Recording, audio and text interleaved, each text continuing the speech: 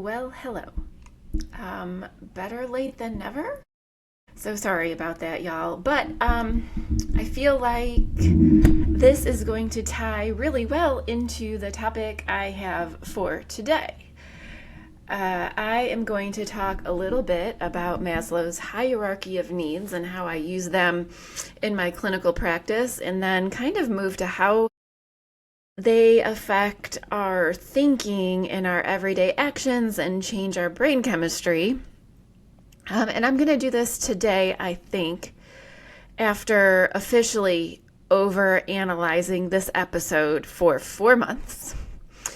I'm going to share some of my personal stories and how they relate to Maslow's hierarchy of needs. Now, I want to say this. I'm not sharing these stories because I want to talk about myself. I am not sharing these stories so people feel sorry for me. I am sharing these stories because, well, for two reasons. One, I keep hearing that I need to share them because other people have similar stories and need to hear my story. And then also, I share it because it is the most real example that I have of how this theory applies to everyday life and function.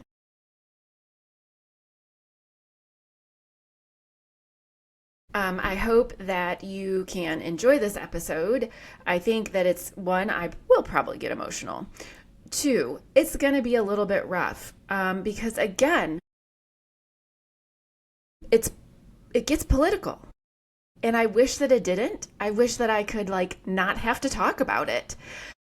But again, politics affects the policy for our healthcare, and politics is one of the things to blame for our mental health crisis right now. And I'm going to explain why. So if you don't want to hear it, skip ahead, fast forward, do what you got to do. But it is pretty important to our function at this point in time in this country during this existence. So it's a difficult topic to talk about, but I also find it incredibly fascinating. This is, I will start off by saying none of this information is my own.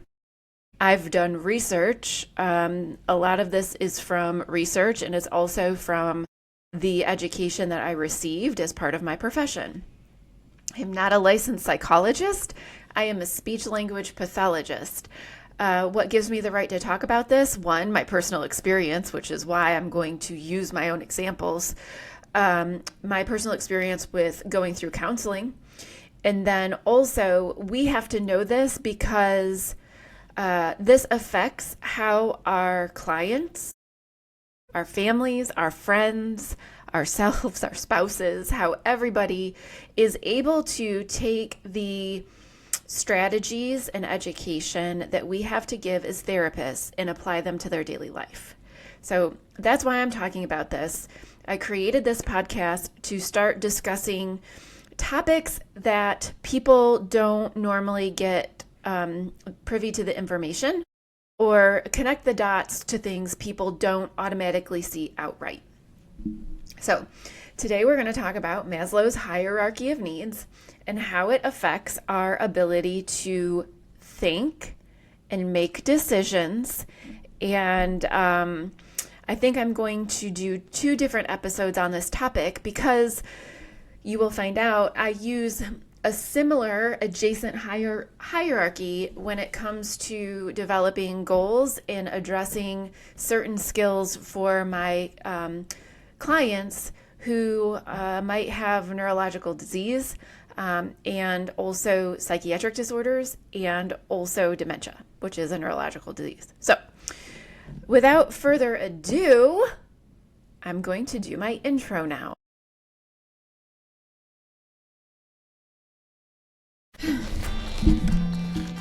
You're listening to Beyond the Visible, the podcast that challenges the current focus on just what can be seen. Here we dig deeper into the therapies, the strategies, and mindset shifts that create quality of life for people living with Parkinson's disease and other neurological diseases and conditions. I'm your host, Michelle Hill, medical speech-language pathologist advocate, and your guide as we disrupt old narratives and build a stronger, more holistic path forward. Now, let's go beyond the visible together. But first, a little disclaimer. The views and opinions expressed by myself and my guests on this podcast are their own and do not necessarily reflect the positions or policies of any organizations they are or have ever been associated with. Also, this podcast is for educational purposes and is not to be considered medical advice. Very good. Now with that, I am going to bring up my notes. Yes, I am. Let's bring up my notes.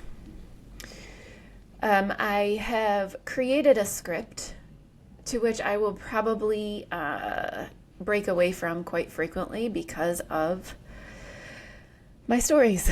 So buckle up, get ready. Here we go. I'm going to talk about Maslow's hierarchy of needs in this episode, which I've already said. It's not quite speech-language pathology, but its theory influences my application of therapy interventions. More and more, as my experience develops, I find myself leaning hard on this theory that was developed by Abraham Maslow to determine prognosis and cognitive bandwidth to apply the strategies and education that I give as part of my services. I've also been able to find an adapted cognitive needs hierarchy that has helped me prioritize skills and write attainable goals for my clients. So that's where I think we're going to break this into two different episodes. I'm going to cover Maslow's hierarchy today, and then on the next episode, I'm going to translate the cognitive hierarchy and talk a little bit about that because I believe that that really helps people understand and communicate better with people who have dementia. Okay. So lately, I've even been thinking about how this Maslow's hierarchy of needs plays into our current geopolitical and social environments. How people in power manipulate the masses by jeopardizing people's safety and basic level needs in order to maintain their power. With all the crises being broadcast minute by minute in our mainstream media, it is no wonder that we are in the state of mental health that we are in. This bombardment of breaking news has become absolutely insane. Even with my level of awareness of it all, it's still hard for me to maintain my composure to utilize my talents for the greater good. So, with that said, it has taken me over 4 months to record this episode, and I'm going to talk about why. Not because I feel like people deserve an explanation or that I need to make excuses. This is legit Maslow's hierarchy of needs in real time. Let us rewind. We're going to rewind to about, I think it was the summertime when stuff started to go awry. Real bad awry. Okay, so many of you know I had my own clinic. I had a lot of clients who inconsistently showed up for their therapy sessions. I fought with insurance companies. I did not get reimbursed for all the services that I had provided. Long story short, Michelle and Jamie wound up in a lot of debt because of the business. And so we started out the year, January 2025, with me taking a position. I let the business go because it just became a matter of we can't go into debt any further and we need to make money. I chose to be a contractor for a mobile outpatient company, and although I was spending a lot of time there and driving a lot, again, people were not consistent with their attendance, even though I was going to them. And also, people didn't want to do makeup sessions. And so one thing that a lot of people don't know, especially when you're an independent contractor, you're paid by the session. So when people cancel on me, I don't get paid. So I was unable to have a regular paycheck, one to which that would allow us to pay off the debt that we had incurred with me going into business. And so that became a big problem. We did not have financial security. And in that, both of us became very overwhelmed and stressed out because we were trying very hard to get the debt paid off, and I was working very hard to do that, but I wasn't getting the number of visits that I needed consistently in order to do that. Granted, I made more working as a contractor than I did in my own business, but it still wasn't enough to make enough progress. And so we really mentally were overwhelmed and distraught, feeling financially insecure because every single penny that we made was going to pay off debt, as it should be, but it did not allow for any sort of fun. We'll just say that. So in 2025, Jamie and I went, the last vacation we took was over Christmas in 2024. And so we literally worked from the start of the new year in 2025 all the way until I think it was August. And we finally said, screw it. I need a break. I'm going to go crazy. And in all that time, I have to give backstory. Our girl dog, Roxy, does not get along with small white dogs. There is a reason for that. She's had several bad experiences with these little dogs who think they're going to put her in her place, and she is too much like her mother and says, mm-mm. So when we moved in 2020, the neighbors behind us have 2 small white dogs, and this changed Roxy's personality greatly. And so for the last 5 years, all Roxy has done is go outside and guard our fence and basically try to attack the dogs behind the fence. And we did a lot to make sure she can't get the other dogs. And in the meantime, our behind us neighbor, they got 2 small white dogs. And then over the summer, our next door neighbor's daughter moved in who had a small white dog. And we had gotten to the point where we were not able to even sit outside and have any peace without all the little dogs barking. And we certainly couldn't keep our dogs outside because at any given point, any one of those dogs would come outside and our dogs would go crazy.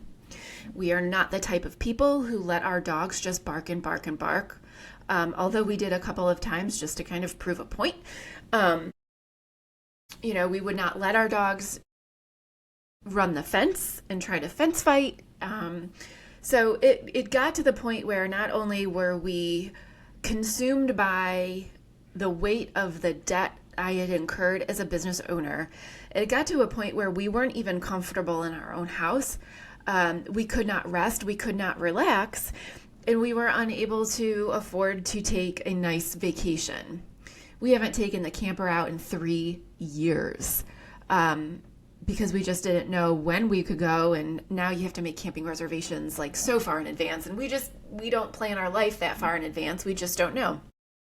So when we decided in August, screw it, we're going on vacation because we're both about to go crazy, the dogs are about to go crazy, and we need a reset, we decided to come to Western North Carolina, and we stayed in Asheville at a lovely hotel that allows dogs, and we hiked.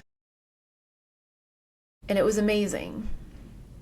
And in that hike, Jamie, who never speaks up for the things that he wants or needs, said, I want to move to the mountains. That was all I needed. I will go anywhere, and I'm no longer tied to a business. So let's do it. We were on this wonderful hike on the Blue Ridge Parkway, and it was one of those magical moments that it changes your life. And I looked at him and I said, what do you feel? And he looked at me and he smiled and he said, I feel like I'm home. Okay. So our decision to move to the mountains appeared to come out of nowhere, and it kind of did, honestly. But it was really a culmination of a bunch of things happening where we were, and we were just like, we gotta get out of here. It was like our whole entire nervous system was saying, you need a reset, guys. And the only way, and we had been discussing for a long time, how are we going to pay this debt off?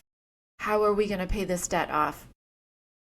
And the only answer was to sell our house.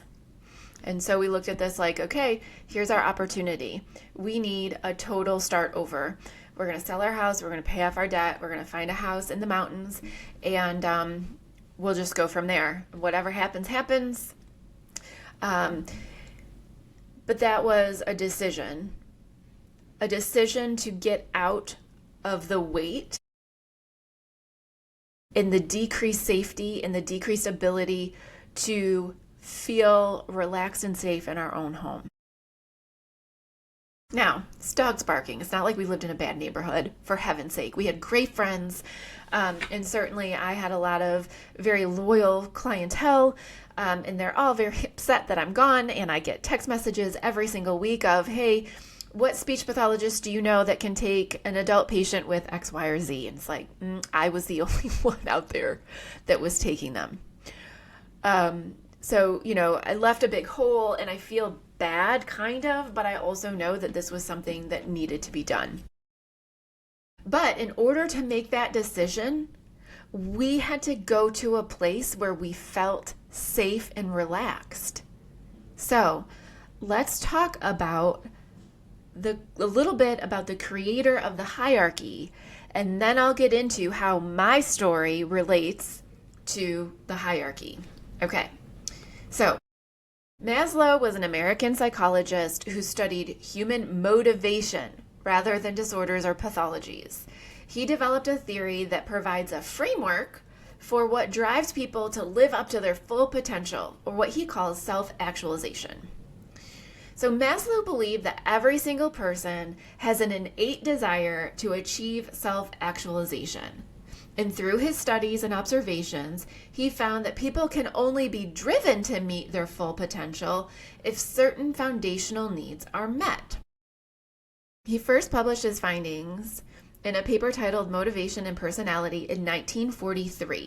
He believed that certain basic needs manifest similarly to instinct and then fuel motivation.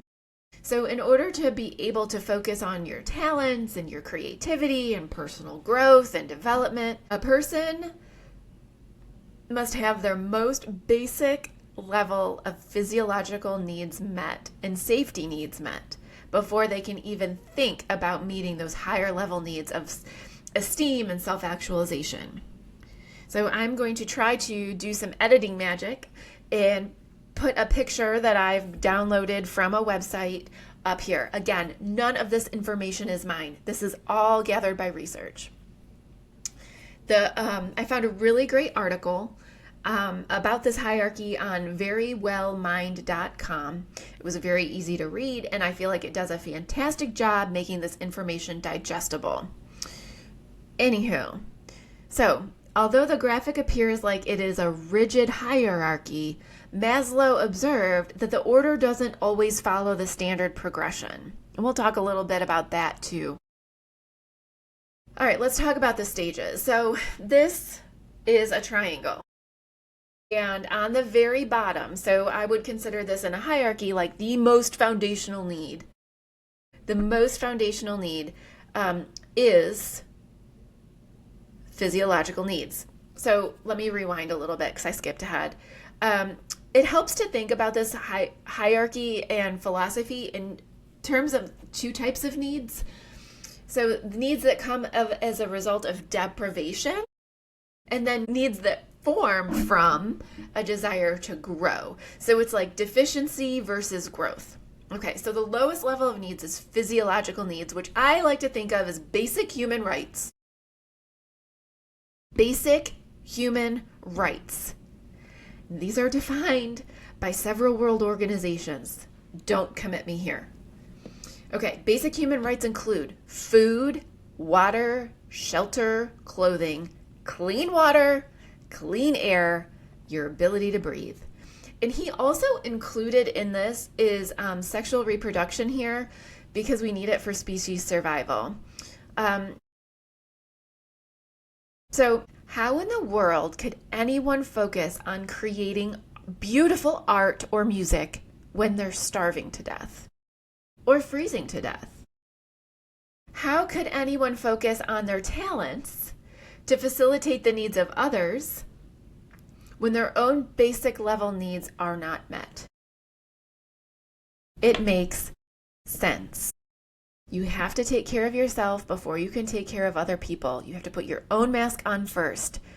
If you are starving, if you are too cold, if you are too hot, if you do not have water to drink, you cannot think about how am I going to fulfill my full potential in this world. No, you're thinking about getting your basic needs, right? Right. Okay. So then that's the bottom. Next up, we have safety and security needs. So this includes personal safety, financial security, health and wellness, avoiding injury and illness here, right? So if you think about safety and security, these are also deprivation. If you are being abused, you cannot think about living to your fullest potential. If you are sick, and we know this, I say this all the time. If you're sick, if you're in pain, if you have to go to the bathroom, if you're overly tired, you don't think right. Proven by science, you don't think right when those are lacking. So of course we can't think about painting pictures and we can't think about composing music and stuff like that. The next level, the third level, we have love and belonging, which is acceptance in your family, acceptance in your social circle, in your romantic relationships and community groups. These are all essential to our feelings of well-being. And another one of those crises that we keep hearing about, the loneliness epidemic. Social media was supposed to bring us together, but we have learned that it actually causes more feelings of isolation. We seek connection in the very thing that keeps us disconnected. Now, social media is just a behavior tracking app and also used to create social discord. We'll get into that later. The fourth level on this pyramid is esteem needs. It's the need for appreciation and respect. And when these are met, we have confidence. Without those, we have feelings of inferiority. The facets of this level include feeling a sense of achievement and accomplishment. So I found this interesting, and this I got from that website that I mentioned earlier. I can't remember it right now, and I don't want to lose my spot in my script. So receiving recognition, appreciation, or praise from others, it's building self-esteem and confidence, developing a self-worth and value, and feeling respected in professional, academic, athletic, or social roles. Those are all important, but it's really hard to get there if you're not having your basic level needs met. And finally, we have self-actualization, which includes self-awareness, drive for personal growth, reduced dependence on approval of others and or the opinions of others, as well as the desire to fulfill potential. And so I'm going to quote Maslow here and what he said about self-actualization. This is a direct quote. It may be loosely described as the full use and exploitation of talents, capabilities, potentialities, etc. Such people seem to be fulfilling themselves and to be doing the best that they're capable of doing. They are the people who have developed or are developing to the full stature of which they are capable. So, now that I've talked about this hierarchy and who developed it, what it contains, and its significance, I want to talk about how it relates personally and professionally. So, I shared with with you my personal story about just the last basic year of life. And so I didn't realize this when this was all happening, even though I was still doing research on this and thinking about how I wanted to develop this episode. And finally, one day, it just kind of like smacked me. It was like, duh, just talk about the last year. In the struggles to get this podcast episode recorded. Right. So I brought you up to the point where we decided to move. Then we had to get our house ready to move, which thankfully it didn't take a whole lot, but it did take some. In the middle of all that, we had a leak in our ceiling that we had to figure out where it came from and then fix. And then our furnace went out. Basic level need, heat. We didn't want to replace the whole freaking furnace. We didn't want to spend $10,000 that we didn't have. But there we were, without heat. Without a safe heating source to heat our home. And we couldn't sell the house without a furnace. So we had that fun thing to deal with. And then it became keeping the house clean, which, by the way, with 2 shedding dogs is freaking impossible. The amount of time that I spent cleaning every single day was just obscene. It's fine.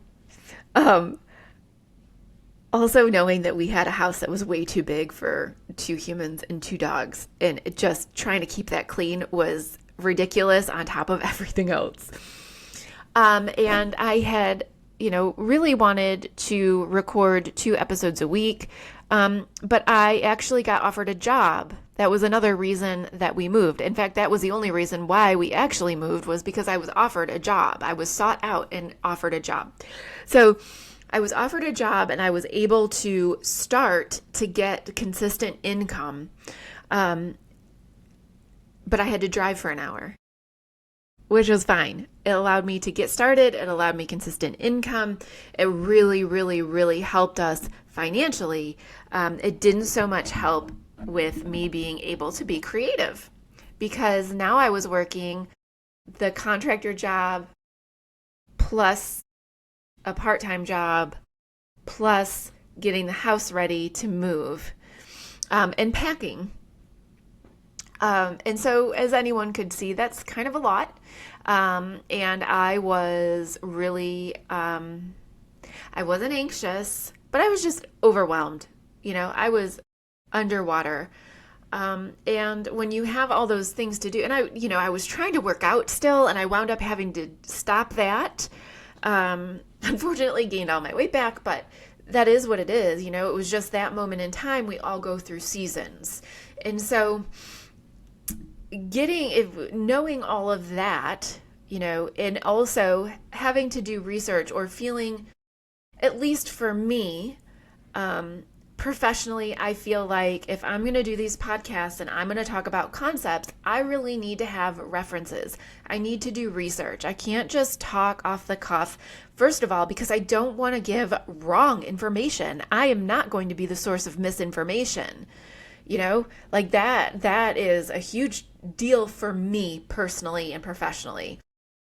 So in order to be able to devote enough time for the research, which I don't feel like I did, in order to do that, I need time. And that was just one thing that I just could not make time to do it. And then, once our house sold, then we were all about, well, we had to find a place to live. And we didn't find a house. We wound up finding a wonderful apartment complex and got a short-term lease. So that was great, which means I get to do this all over again in 4 months. What are you going to do? Anyway, so, just what was my brain focused on? My brain was focused on the immediate needs of myself and my family, with the most immediate need being financial security. I had a lot of my, the people that I was seeing as a contractor ask me what had changed. And the biggest thing that changed was the cost of living. Our grocery bill doubled in a week.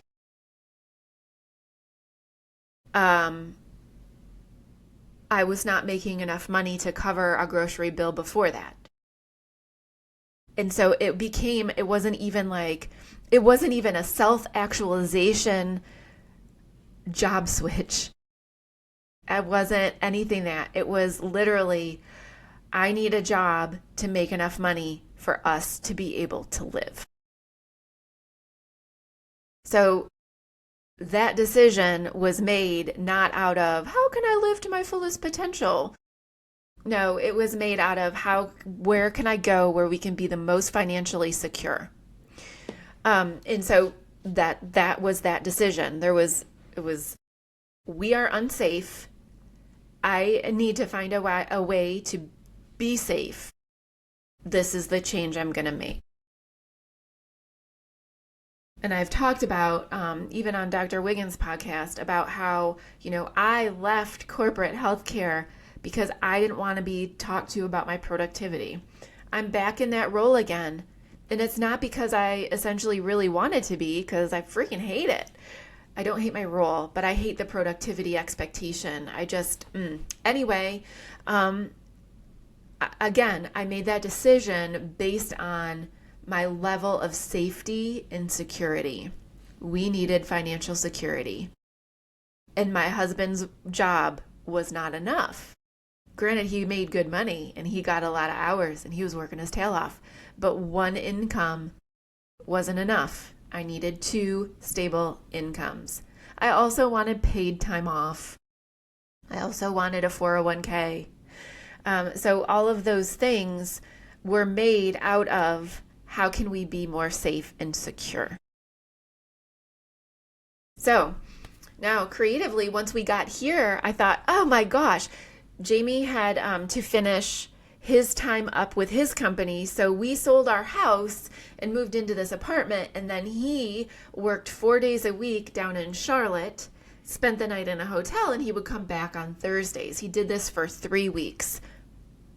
3 weeks. And in my mind, I was like, okay, cool. I can get so much done when he's not here. I can do my podcast. And I did write for the podcast a lot.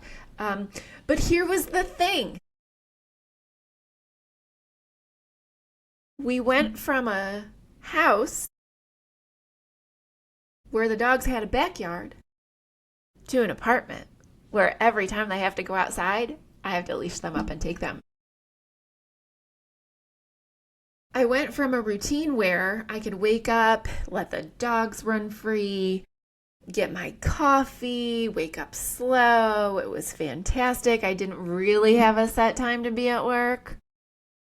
I went from that to having to wake up and immediately get dressed, take the dogs outside to pee, come back in, make my coffee, drink my coffee, take the dogs back outside, come back in, get dressed, get showered, get dressed, do my hair, do my makeup, feed the dogs, feed myself, make my lunch, take them back out again, and then go to work by a specific time.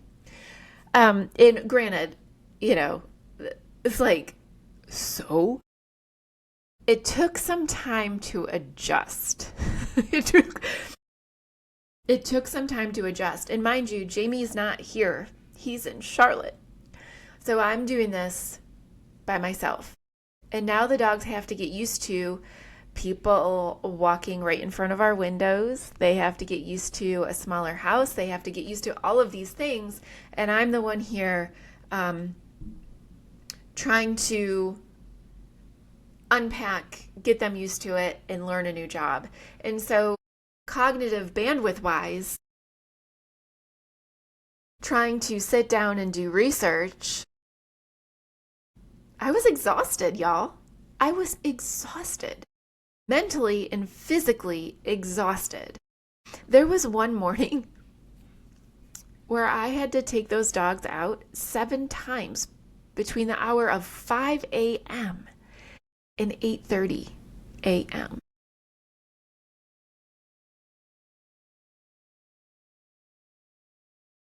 So I feel like time needs to go in that hierarchy somewhere. I'm going to put it under safety and security because I did not have like a secure time. I didn't have a set routine. And it's really hard to think about, well, what do I want to talk about? What do I want to give people? How do I want to word things when you just trying to figure out a new routine? And it seems like it shouldn't be that big of a deal. But it is. It really is. What else? I'm going to take a drink.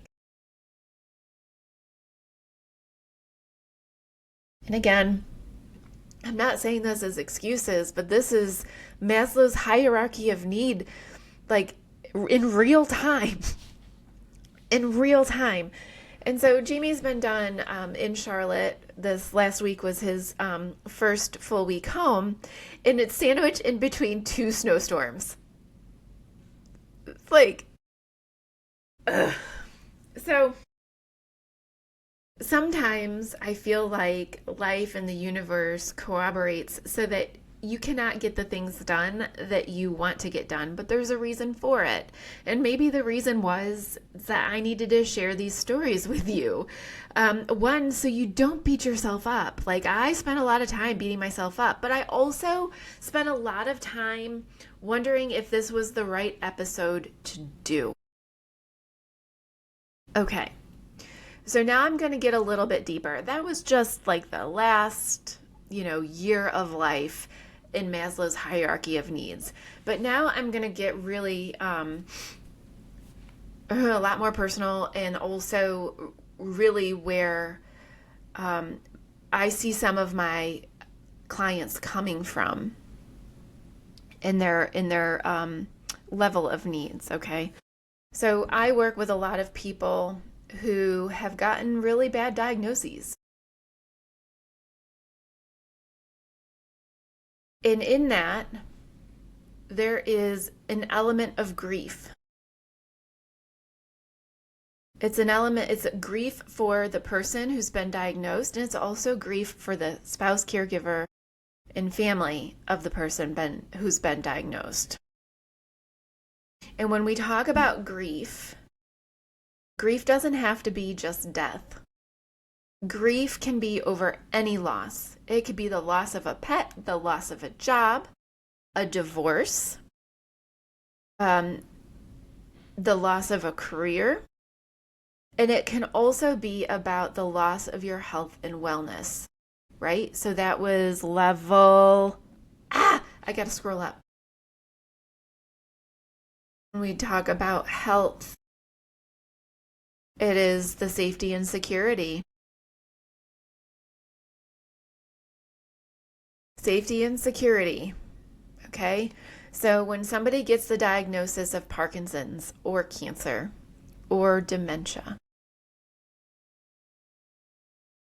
there is a chemical reaction that happens in the brain that causes people to not be able to live to their full potential.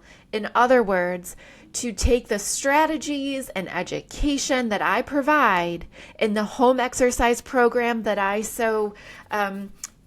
develop, like for the individual, for that person. I don't have a blanket home exercise program. I develop it for the individual. I take time to do this. They can't do it. Why? Because their second need is not being met. It is under threat. Their safety and security is under threat. For people who are young and diagnosed with these diseases, they are thinking about financial security. I'm going to talk about my experience with my dad. When my dad was diagnosed with cancer, the first thing he wanted to do was set my mother up financially. That was his goal. He didn't really care about his own health. He's like, I know I'm a goner. He knew he had 6 months to live.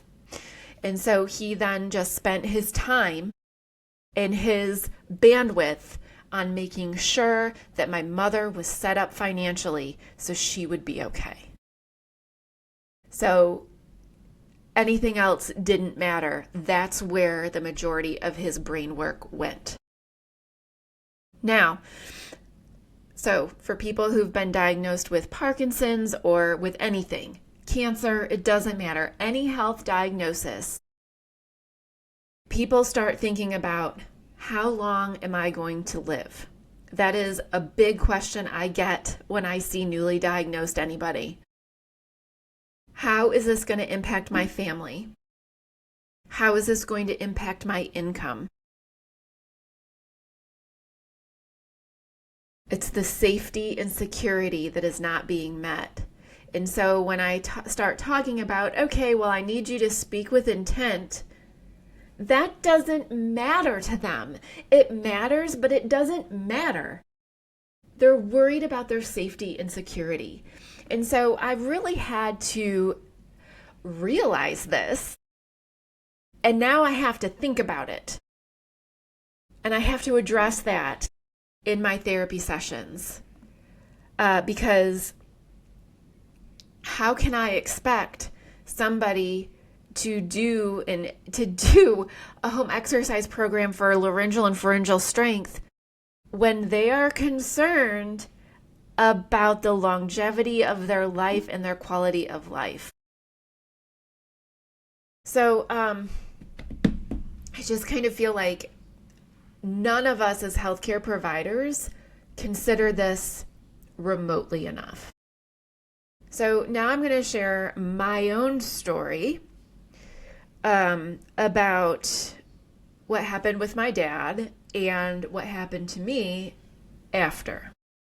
I'm going to talk about what happened in my brain, and I'm going to talk about or give you examples of how that affected my ability to maintain relationships and be myself and be able to live up to my full potential. If it weren't for some very massive counseling, I would not be here today. So for those of you who don't know, my dad was diagnosed in 2016 in March. He had 2 primary types of cancer. Yeah. He had multiple myeloma. We don't know how long, but given what I learned about multiple myeloma, where it pulls the calcium out of your bones and puts them in your kidneys. My dad's first kidney stone was in 1998, 1999. And he had chronic kidney stones ever since. His doctors put him on a low calcium diet. And I can go in about that, why that was so wrong in so many levels. But that's what they did. Oh, you're having kidney stones. We don't know why. So they asked him not to eat leafy green vegetables and no nuts, anything high in calcium, no milk, which was fine because he was lactose intolerant anyway.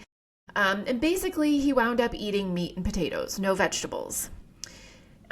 He developed colitis. So his body was no longer able to tolerate any vegetables, which furthered the meat and potato or pasta. Granted, he wasn't the healthiest fella. I think that if he had quit drinking soda, because we know that colitis is inflammation, if he would have gone on an anti-inflammatory diet, but which unfortunately required him to consume leafy green vegetables and things that had a lot of calcium, it would have made a big difference.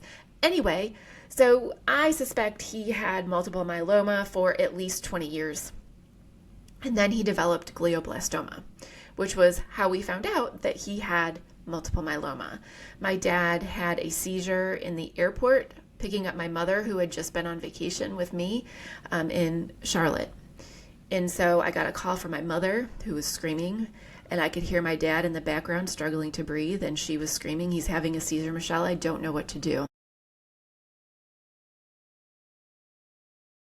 That was traumatic. So I had to pull myself together and figure out what was going on. And we had no idea, but he wound up, there was a medic or a security guard that called 911 for my mother. She had to leave the car at the airport. She had to take him to the hospital. And my aunt flew to Charlotte from Atlanta. And then we both flew to New York. And in that, they did multiple tests.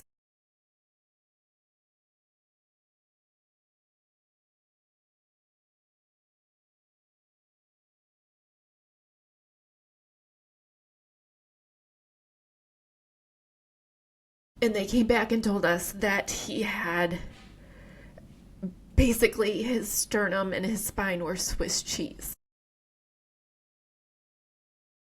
The multiple myeloma had taken so much out of his bones, and he had been complaining for years to his doctor about the level of back pain that he had.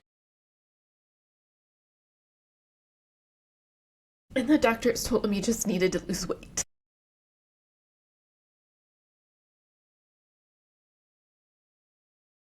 Nobody ever tested for any cancer. Nobody ever tested for multiple myeloma. Nobody ever questioned why the man had so many kidney stones. Why he couldn't eat vegetables. Nobody questioned it. They just told him he needed to lose weight. And he kept saying, I'm trying, but I can't even exercise. My back hurts too much.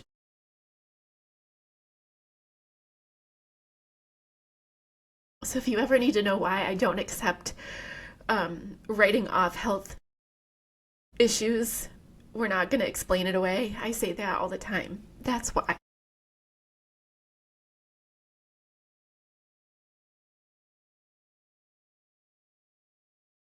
Okay. So, beginning of late March 26.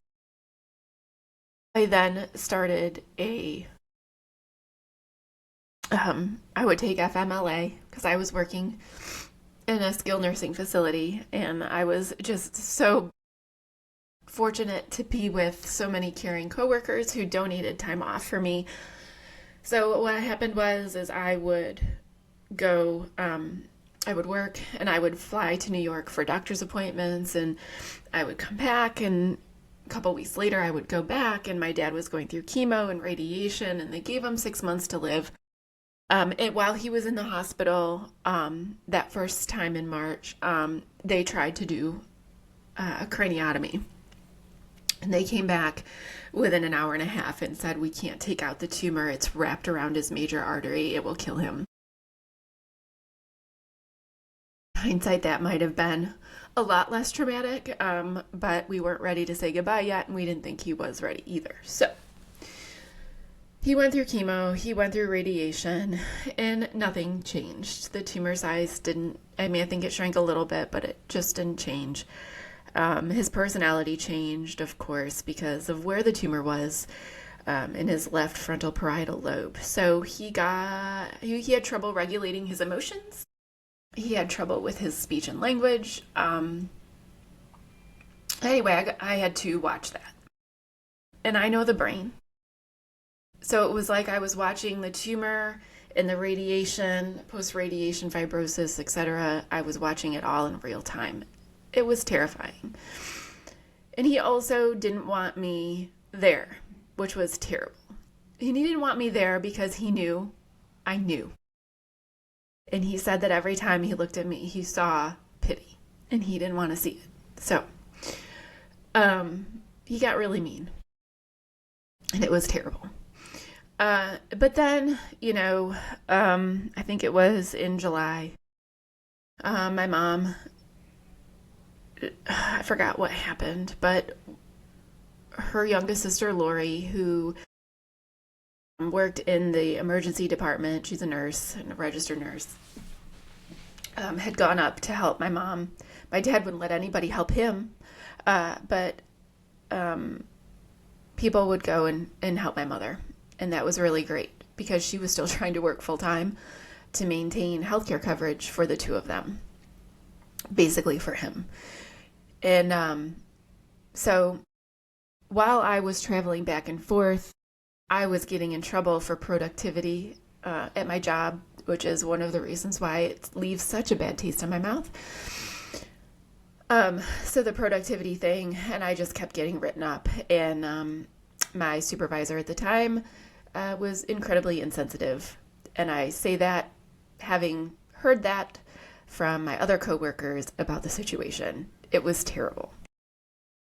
And so I was going through trauma and feeling insecure in my job. I was also feeling very insecure in my family situation and feeling unsafe. I wasn't sleeping, so my basic needs were not met. And so, of course, I wasn't productive because I couldn't think about anything else other than how am I going to keep my mom and dad safe and healthy, right? Reasonable, right? How can I think about helping other people who really don't want my help at this point anyway? How can I think about what strategies I need to employ? What home exercise program I need to give them when I am concerned about my family's immediate safety? That didn't freaking matter because it was my job and that's what I had to do. So fast forward to July, my aunt was there and she called me and she said, Michelle, it's time to come home. He's not eating and he's not drinking. We all know where this goes. And I said, yes, I'll be there. So I made arrangements and got there and he said his goodbyes. And the next day he he was having a hard time eating. And so I went in because my mom asked me to go in and his face was drooped. And so I was in there and trying to help him eat and swallow his eggs. He was just eating scrambled eggs and he was like, they don't taste good. They don't taste good. They're falling out of his mouth. And I was like, oh shit, here we go. And sure enough, over the course of the next hour, his face went first. He lost use of his arm. He lost use of his trunk. He lost use of his legs. We had called neighbors. Our neighbors had to come and basically help us hoist him from his easy chair to his bed. While we were waiting for the neighbors, I was kneeling underneath his arm to help keep him upright from falling out of the chair. And once we got him in the bed, he started having seizures. That man had seizures every 30 seconds for 8 hours. And I had to watch. Yes, he was on hospice. We called hospice. Hospice was understaffed and they were already assisting with an active death. That man went and had seizures for 8 hours every 30 seconds.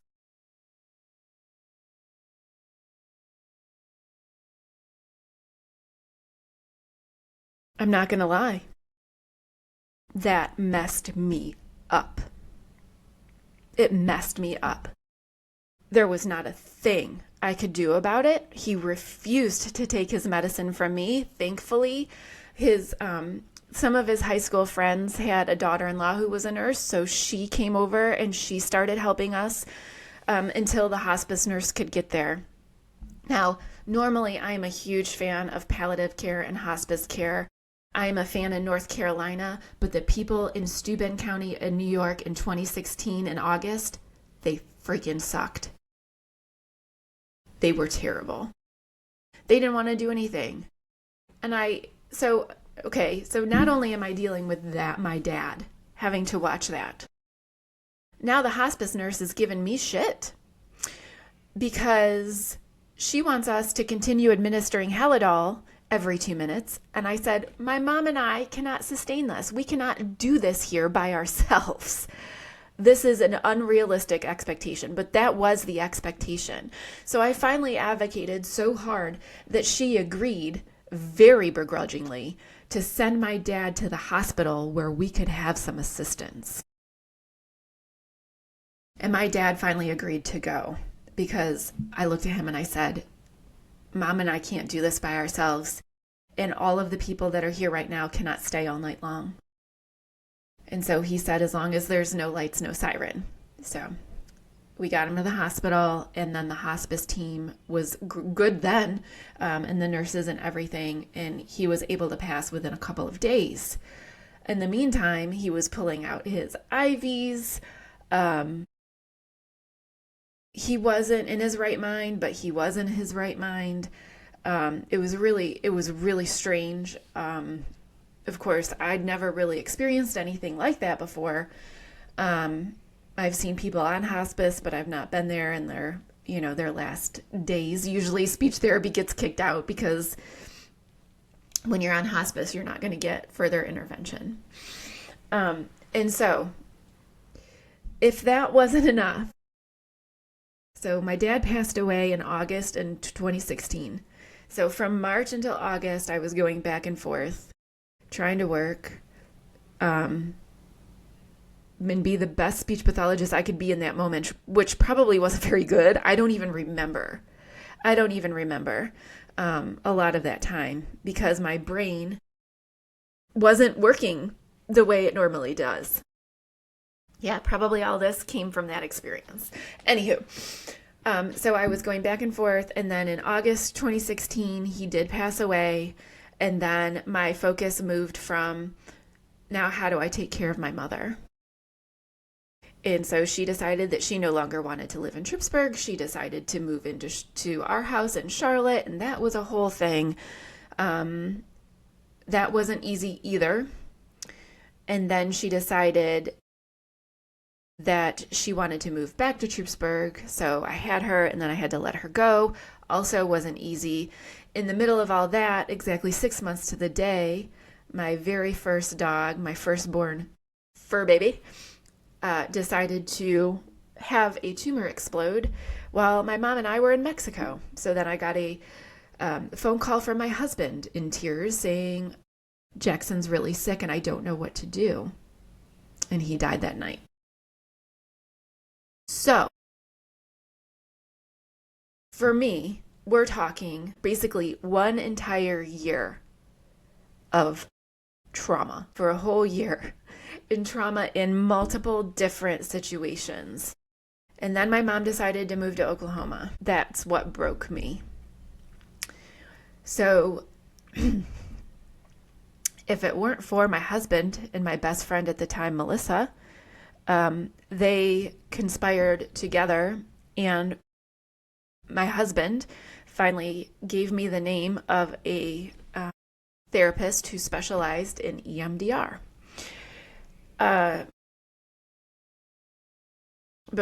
Before he did that, I had had a conversation with my best friend Melissa, and she said to me, she said, Michelle, it sounds like you have PTSD. And I remember saying to her, well, that's an insult to soldiers. And she was like, no, it's not. Your trauma might be not war related, but it's still impacting you as if you had gone to war. You need help. You can't get out of this yourself. Boy, was she right. So anyway, I was diagnosed with post-traumatic stress disorder because of that year. It was terrible. And I think everybody around me knew I wasn't right. I wasn't myself. I would wake up in the morning crying. I would cry the whole time I was getting ready for work. Cry the whole drive to work. I would pull myself together. I would see my clients. I would get back in the car and I would start crying. And I would cry all night.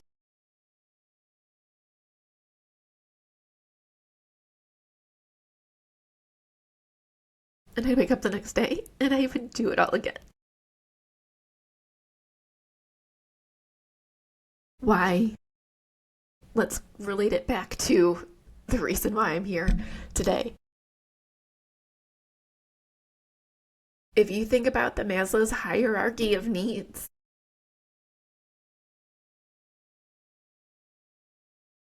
I didn't know how to exist in a world where my dad didn't. He was the one thing I could count on. He was my go-to person. And probably it should have always been Jamie. But it was always, after my grandpa passed away, it became my dad.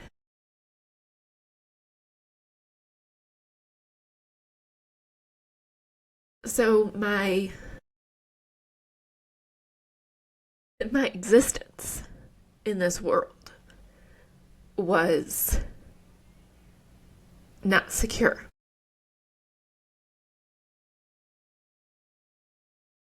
My job was not secure. So my financial stability, I couldn't essentially stay sane enough to function at a job. I did my best. And I probably did a good job. But it wasn't safe. It wasn't secure. My mental health was suffering. So, what happens to people who have PTSD, wherever they get it from? People don't have to be in the military to have PTSD. PTSD is a result of either chronic small traumas or one big trauma. In my case, it was both, where it actually changes your brain's response. And this is why this matters so much. I'm telling you this story so that you understand what happens in the brain at this time. So whether it be my story or somebody who was deployed over in Vietnam or Afghanistan or Iraq, their story, or whether it is survivors of abuse, sexual assault, those types of, those are big traumas. Neglect, all of those things are big traumas. Being diagnosed with 2 diseases is a big trauma. So what happens in your brain when you do not feel safe? What happens in your brain when you don't have your basic needs met? What happens in your brain when you don't feel loved and appreciated while all the rest of that is going on? Your amygdala starts working overtime because your nervous system goes into fight or flight. So this is really, really important. And I've talked about this in my podcast about how to be intentional with your thinking. Okay. When your body activates your parasympathetic nervous system, the chemistry in your brain switches from things like creativity, self-actualization, having fun, that kind of stuff, to a mode of survival, where your brain is not attending to anything but threat detection. Threat detection. So that's why with PTSD you have that hypervigilance. People constantly scanning the room, going around unlocking doors. We might see this in some psychiatric patients. We might see this at the VA. We could see this with anybody who is concerned for their personal safety or has had a life event that caused PTSD because of, right? So your body turns into survival mode. It's focused on threat detection. Do I fight my way out? Do I run? So your adrenaline kicks in, your breath becomes shallower and more frequent. So you'll have a higher respiratory rate. And when you live in this way for a long time, it is really devastating to one's health because your brain is not meant to stay in fight or flight mode. Then we have brain chemistry issues because you have too much epinephrine, which is a neurotransmitter. You don't have enough dopamine. Your body can't digest food because it's too busy being ready to go or fight. Your digestive system slows down. In your brain, this is what happens. Your amygdala becomes hyperresponsive. The prefrontal cortex, which is where you regulate your emotions, it stops because of the overreaction of the amygdala. So your amygdala is saying danger, danger, danger. And so you just become unable to regulate emotions. It causes reduced impulse control. So with me, my crying all the time, I was unable to regulate that. I was unable. I would fly off the handle at little itty bitty things. This overreaction of the amygdala causes emotional dysregulation. Also, the hippocampus, when you are in this fight or flight mode with PTSD, your hippocampus begins to shrink. What is your hippocampus responsible for? Short-term memory. If you rewind a little bit, you'll remember that I said, I can't remember hardly anything from that time. Hardly anything, except for like crying all the time and constantly seeing my dad going through those seizures. That replayed in my brain for a year. So my hippocampus shrinks because of the constant stress. And then because that happens and you're unable to regulate your thoughts, you start getting those intrusive memories, which is what happened to me. So your brain under these circumstances does not function to allow us to think about how we can make life better. Right? What can I produce? Right? We're not thinking about art. We're not thinking about music. We're not thinking about giving gifts to people to help them feel important. Although that is a really great strategy to pull you out of it, but we'll go there another time. So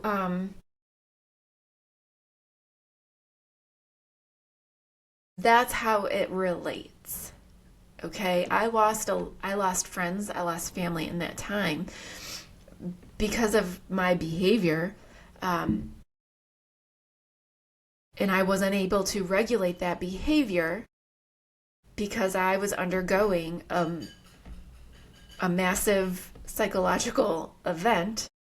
And so I want you to think about that and how it relates to maybe some patients that you might see, some friends that you might have, some family members that have undergone a stressful, traumatic event, whether it be something like what happened with me or some of the things I mentioned earlier. But we also need to consider being dealt a medical diagnosis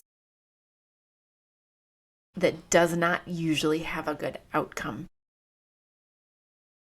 We as therapists cannot expect our patients, our clients, to care about our Genius Home Exercise program when all they can focus on are their safety and security, their resources, their health, their prosperity, having adequate food, water, whatever. Please consider those things. And that is why this Maslow's hierarchy of needs is so important.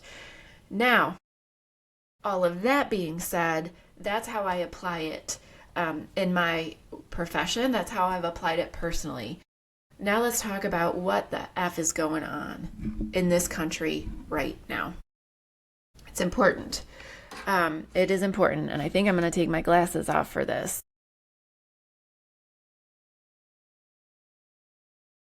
It's important. All right.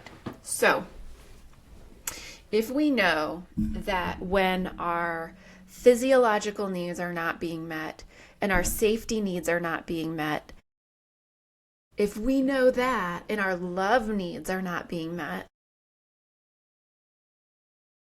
when those things are not being met, our brains cannot make rational decisions. We don't think in terms of what can I do to make this situation better. It is about how do I meet our most basic needs. So I want you to consider what is happening in our environment right now. I don't care who you are affected by some of the stuff that is happening right now. I tend to focus on the healthcare part, but it is pretty hard to just focus on that when every single basic need is being threatened by our government. This is political, but you have to think about it, okay? You have to consider this. I saw a post a while back from a person with Parkinson's, an advocate, talking about how the cuts to Parkinson's research tells this population that they don't matter. You're damn right it does. That's the point. That is the point. When we understand how this hierarchy of needs works, and then we understand how to regulate our nervous system. So I think that's the connection I haven't made yet. So let me back up a little bit. When our basic needs are not met, our nervous system dysregulates and moves into that fight, flight, freeze, fawn response that we hear so much about. So what has happened? The price of groceries doubled over a week. One freaking week, and the price of groceries doubled. All of those tariffs, however you feel about them, the fact of the matter is that the countries who receive the tariffs don't pay the tariffs, the consumer does. That's why our grocery prices went up. Okay, grocery prices went up. Now, we're no longer able to afford, so security, financial security, the food to survive. So that one act threatened both safety and physiological need. The price of housing has gone up ridiculously. Again, safety, because it affects our resources and also our shelter. It affects our financial security. How do we afford a house? Okay, so we have the issue with just being able to afford food and housing. We're having a big debate about reproduction rights in a man who has no idea what it's like to be a woman, who has no idea about my reproductive system, has no idea about my past medical history. It gets to make that decision for me. That's a problem. That's making a lot of people pretty upset. And what do we know about being upset? It changes our brain chemistry and puts us in a fight or flight mode. We can't make decisions. We have cuts to funding for all sorts of research, from Parkinson's to Alzheimer's to cancer, multiple sclerosis, all of these diseases that we have been working so hard to figure out so that we can help people live longer lives with more quality. All of that work to just be crumpled up and thrown in the garbage and told, well, tough shit, doesn't matter. You don't matter. That's an issue of love and belonging. That's an issue of love and belonging. Also, safety. Also, physiological needs. Because now healthcare is going to cost so much that we still can't afford our food. And we've got some people paying a ridiculous amount for prescriptions. They can't afford their food. All right, so you've got those, and now you've got the LGBTQ stuff going on, being targeted, trans people being targeted. That's an issue of love and belonging and personal safety. Also, brown and black people being targeted. We have armed, masked men stealing people off the streets, whether they're citizens or not, and being sent we don't know where, even children. Children are being taken and separated from their family, and also not being fed, and also in very deplorable conditions. These aren't theories, these are facts. Whether or not that's a cause you care about It doesn't matter. Somebody else cares about it. And it is causing them to be unable to function because they're so upset. And now we've got these same unidentifiable, masked federal agents killing people on the street and lying about it. I can say that. I've seen the videos. If that doesn't cause concern for personal safety, I question integrity of people who are not concerned about that. That is a huge problem. What else is a huge problem? I'm sure you all can type in, and I'm sure I've left a million things out, but I don't want to belabor the political issues that we're having right now, although they need to be. We need to be talking about them, and we need to be standing up for them, but how can we stand up against them when we're so upset that we can't make rational decisions? And this is where I'm going. That is the point. That is the point. That is the point. Government is keeping us in a state of agitation and fear on purpose because they don't want us to be able to think. They don't want us to be able to create solutions to stop this from happening. That is the point. And I can go on about all the experience I've had with narcissistic manipulators, which has been essentially my whole freaking entire life. I don't really want to get into that right now, but I do have a ridiculous, embarrassingly ridiculous amount of experience dealing with people like this. Now we've got a bunch of people in charge who are doing this, and it is wreaking havoc on our nervous systems. We cannot. And here's the other piece of love and belonging and esteem, right? Under esteem, we had respect, self-esteem, status recognition, strength and freedom, love and belonging, friendship, intimacy, family, and sense of connection. Our social media is being weaponized to pit one against the other. They're still trying to do Republican versus Democrat. And at this point, it doesn't matter whether you're Republican or Democrat. It's really just basic safety and whether or not you are for democracy or against democracy. Because, you know, as of yesterday, when they arrested the journalist from CNN, Jack Lemmon, I think his name is, you know, they tried to kill free press when they fired Stephen Colbert and Jimmy Kimmel. That didn't work because we all kind of revolted and stopped subscribing. So they brought Kimmel back. Unfortunately, Colbert's gone. But they arrested a journalist. That's the end of free speech. That's the end of journalism. Free press. That's it. So all of our areas of our basic daily life are under attack. And it is no wonder that we're having such a mental health crisis. So in this moment of time, whether you are a therapist, a healthcare provider, whether you are a person who's been diagnosed with a disease, whether you're a person seeking information about healthcare, we need to consider this hierarchy of needs for every single person that we come in contact with right now. Somebody acting irrational? Are they in fear for their personal safety? We need to think about that.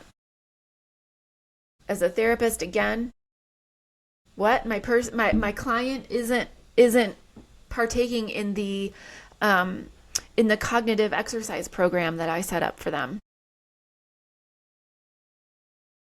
Are they so consumed with their diagnosis that they can't? A lot of us are out here trying to function and not able to. We can't not talk about it, and we can't not talk about why. For me, I'm worried about everybody. I'm worried about the family members that I have that are gay. I'm worried about the people from my hometown who are low income and on Medicaid. I work in a primarily Medicaid facility. I'm worried about my people there. Is this facility going to be able to stay open? I'm worried about my people on Medicare. I'm worried about my family members on Medicare, particularly the family members who are still choosing to get a Medicare Advantage plan.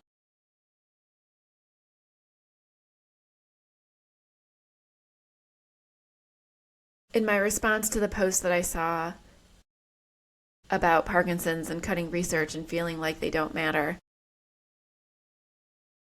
everybody matters. I matter. And I say that having taken 2 years of therapy to be able to come to that conclusion that I matter and I am important. You matter. You matter. And the struggle that you're dealing with right now, that matters too. We're all struggling. We're all trying to make it. And we're trying to do everything that we can to maintain our personal safety and psychological needs, physiological needs, and feeling love and feeling like we belong. When we don't have those, it is impossible to make sound decisions. Now, in the next episode, what I would like to cover is the adjacent hierarchy that I have that talks about it's a cognitive hierarchy, and it addresses things like attention and memory and alertness and our ability to, it's a metacognition, thinking about thinking. If your basic physiological needs are not being met, you're not going to be able to think about thinking. You're not going to be able to, because your body is surviving. Your brain is in survival mode. So I also want to discuss how we get out of that. How do we regulate our nervous system? How do we regulate our nervous system? Now, this is information that I have come across on my own personal research, not professionally. I don't teach people these strategies really. I do kind of talk about them, but like weighted blankets. Weighted blankets help regulate nervous systems. We know that for our people on the spectrum. It works for those people that are not on the spectrum too. So what are some things? Also, when we talk about our military, our service members, those special operatives, they are taught specific strategies to pull their brain out of fight or flight mode in order to get their job done. It is possible. It takes a lot of work. And I feel like we need to go into that as well. Because when we have people that we're trying to help, and we know that their Maslow's hierarchy of needs are not being met, and therefore cognitively they're not going to be able to think about bettering themselves and such, then we need, as therapists, as healthcare providers, as family members who care about our family or friends, we need to be able to offer some strategies to pull that brain out of that survival mode and regulate it. That's one of the reasons why we chose to move to the mountains. The smell of trees has been proven to regulate nervous systems. The sound of birds in nature are proven to regulate nervous systems. So I would love to talk more about that. And honestly, professionally, that is something that I'm incredibly interested in and may decide to venture into, because I am so fascinated by the whole idea of using the rhythms of nature to regulate the brain. So on that note, I hope that you have found this information helpful. Thank you for tuning in to this episode. I'm very sorry that it was so late. Interesting stories as to why, though. If something that you heard on this episode resonated with you, please consider subscribing, sharing, or even leaving a review. it will certainly help other people find us. If you have suggestions for further topics about questions that you might have about the hidden side of healthcare, please feel free to drop it in the comments below. Until next time, I want to say keep going, keep asking questions, go outside and enjoy some nature, keep trying to regulate your nervous system, and keep looking beyond the visible. Thank you.